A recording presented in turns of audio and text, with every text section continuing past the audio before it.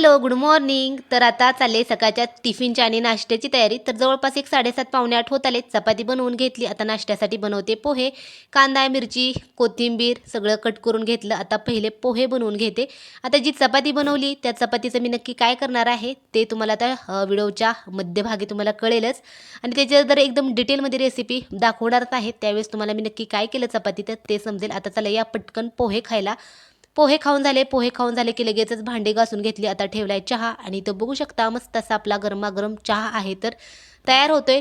चहा वगैरे पिऊन घेतला की लगेच संचितचा टिफिन पॅक केला. आणि ह्या रोलच्या आतमध्ये काय आहे हे तुम्हाला मी सेपरेट एक व्हिडिओमध्ये दाखवेन. खूप भारी, लहान मुलांना एकदा नक्की ट्राय करा.